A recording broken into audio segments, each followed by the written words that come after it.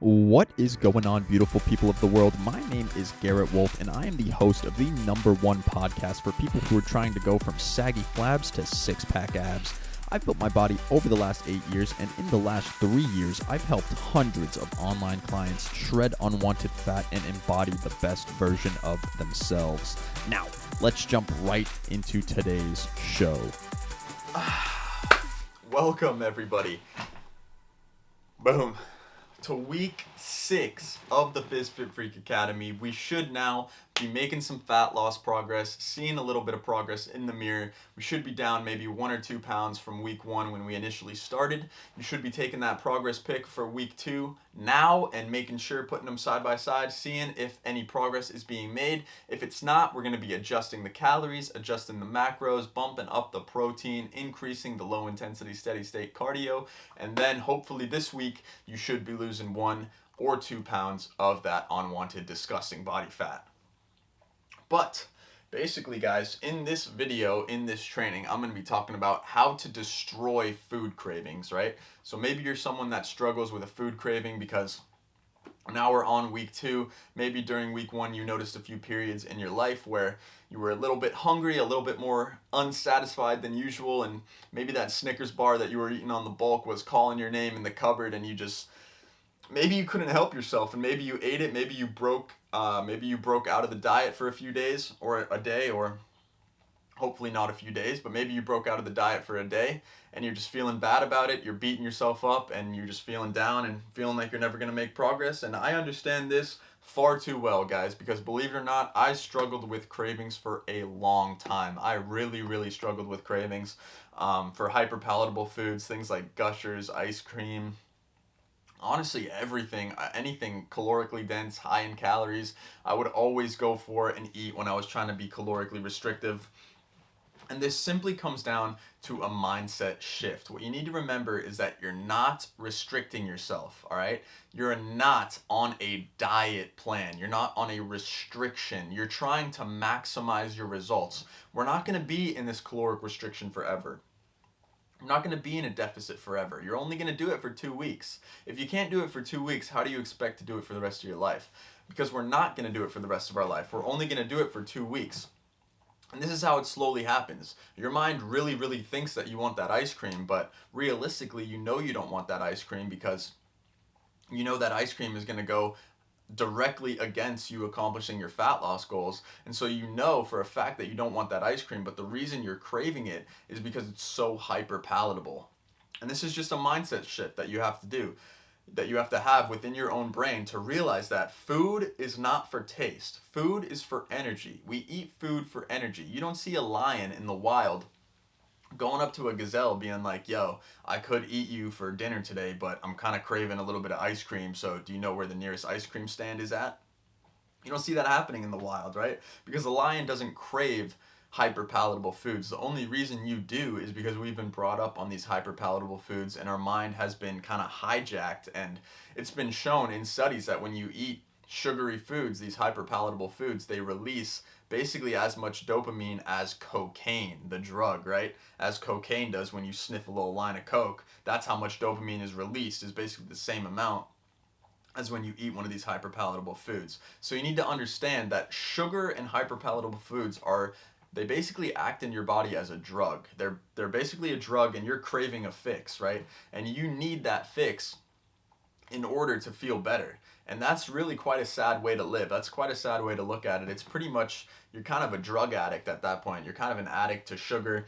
You're kind of living your life based on your brain's goals, not your body's goals. So you need to shift your mindset and understand we're not restrictive. We're doing a diet in accordance with our goals. We're doing it within a structured and systemized setting so that we know that we're not doing it forever. We're just doing it for now.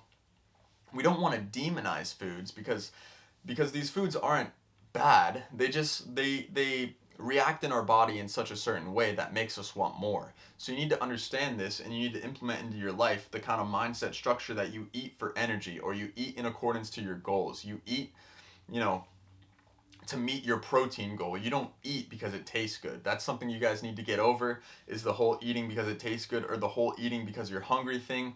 It really comes down to impulse control, which is just dedication and decision making, which is a mindset shift in my opinion.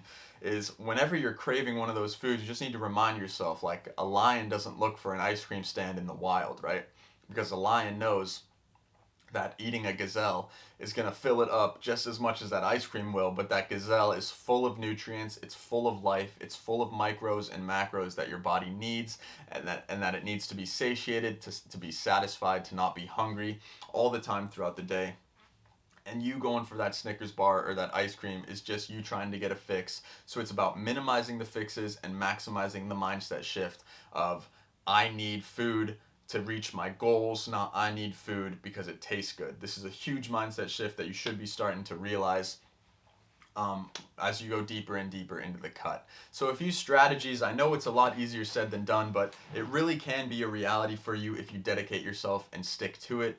But some of the things you can do right now is just get the hyperpalatable foods out of your house, get them out of the pantry, get them out of the cupboard, get them out of the freezer, so that there's a barrier of entry for you to get that food, right? If there's no barrier of entry, if it's just in the cupboard, it's going to be pretty easy to go in there and just start eating on it, right? Because you're hungry and you need a fix. But if you get rid of the foods, then now all of a sudden when you need a fix, you have to go to the grocery store to get that fix. And maybe on the drive there, you'll realize that you're being a shithead and you'll turn around and go home. Or maybe when you're walking through the store about to buy all those hyperpalatable foods, you'll realize that they completely go against your goals. You remember that you're trying to cut body fat, and it's going to make it a lot harder for you to buy those foods. Now, if there's other people in your house, like a spouse or your children, and they like these hyperpalatable foods, one of two things needs to happen. Number one, you need to switch up the cupboard that it's in and just don't go into that cupboard. So maybe have a pantry for snacks and things that your kids and your husband can go into or your wife can go into and they can eat all that. And you just never go into it, right? So it's a pantry for everybody but you, which is fine because you know that to be 1% of the top successful people, you have to do what 99% are not willing to do. So that's fine. You can understand that just fine. Or number two, what I would recommend is get it the fuck out of the house anyway. Because even if you're not on a diet or restricting your calories, then it doesn't even matter. Because what's the point of eating these hyperpalatable foods anyway? Just for the taste, right? Just because they taste good. So how is that any different from a cocaine addict or someone who likes cigarettes, who smokes cigarettes all day? It's really not any different from someone who does drugs all day as someone who eats candy bars all day or eats fucking ice cream all day every day. It's the same thing. It's just an addict getting a fix in my eyes. So you should tell your kids, you should tell your spouse that, you know, sugar releases the same amount of dopamine as cocaine in the brain. And so, you know, if your spouse or your kids were doing cocaine all day, I bet you'd be pretty concerned. And this is the same level of urgency because sugar can lead to all kinds of all-cause mortality and all kinds of degenerative brain diseases that will happen to you later on if you don't get this in check. But I want to reiterate, it's not about demonization of foods. We're not trying to demonize these foods. I know it kind of sounds like it, and they are bad foods, but they're only bad in mass quantities. Like I use this example of eating ice cream all day or a candy bar all day is like someone doing Coke all day, right? But if you're not eating it all day, by all means you can have a little bit of ice cream at the end of the day, or you can have a candy bar if it fits your calories for that day and you've eaten your protein for that day. Then you can feel free to indulge and have that. But just remember that that's going to make it so much harder for you to not eat it later on. Like say you have a candy bar at night, I guarantee you're going to wake up and crave some pancakes with maple syrup over your eggs and bacon for breakfast, which is a lot more nutrient dense and it's going to fill you up a lot more with less calories than, you know, the latter, which is the pancakes and the maple syrup. So this is just a mindset shift that you have to adopt.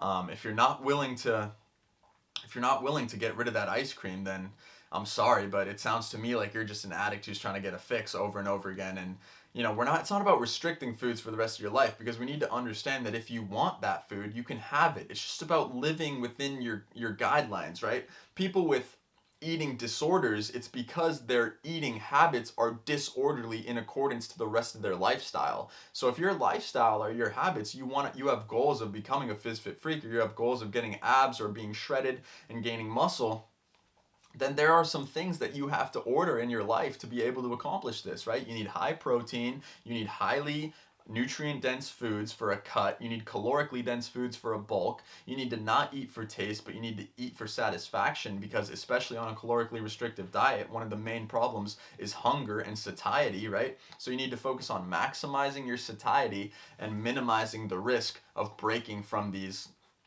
kind of parameters. And it's not about demonization. It's just about ordering your life in a orderly structure that, you know, is in accordance with your goals. So if you want to accomplish these things, you need to accept these realities. But you can definitely have that food if you want. I'm just saying, I'm putting it all out there on the table. If you want to destroy cravings for good, the only reason you're craving these foods is because you're allowing the reintroduction of these foods over and over again. You allow these foods to run your life. You allow these foods to run your mindset, because each time you eat them for the taste, your brain is going to say, oh, I want more, I want more, I want more, because it wants more dopamine. So you just need to understand you are butting heads with your body in this example, and you need to start kind of reordering your goals and reordering your structure of importance when it comes to your life. Is it more important to have a six-pack for you, or is it more important to eat ice cream? I mean, that should be a pretty easy answer for most people. And if you can't find yourself, if you can't find yourself the will to be able to stop eating these hyper-palatable foods, then you just need to simply get them out of the house. Or maybe you need to get out of the house for a week or two to kind of reorient yourself and figure out what's actually important to you in your life. All right, guys? So that's all I got for you in this training. I'll see you all in the next. Thank you so much for tuning in today. Hopefully you got some value. If you did get value and you want to learn a little bit more about how you can go from saggy flabs to six-pack abs, just head over to my Instagram @_GarrettWolf. DM me the word six-pack and I'll reach out to you and see if I can help. Again, thank you guys so much for tuning in today, and I will see you all in the next podcast episode. Peace, peace.